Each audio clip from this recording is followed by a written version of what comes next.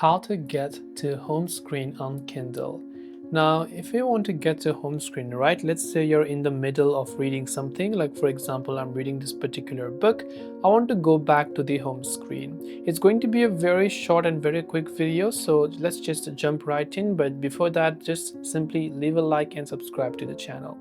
So what we want to do is we want to focus on this top 1/4 of the part of the Kindle that we are reading in, right? So like let's say about this much, like top 20 to 30% from the whole screen, right? So we want to tap anywhere near that, and when we do that we will get these options. So you can say I got these options. So let me exit it and show you again. So I'll just come here.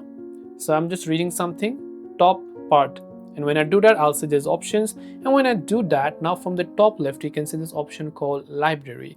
So now I can tap on that library option, come here, and I can tap the home tab to come to the home tab. And it's as simple as that to get to the home screen on Kindle. That is by simply focusing on the top 1/4 of the screen that you're reading on. So hope this video helped you out. If you have got any questions, feel free to leave them down. As always, thanks for watching and see you soon in the next video.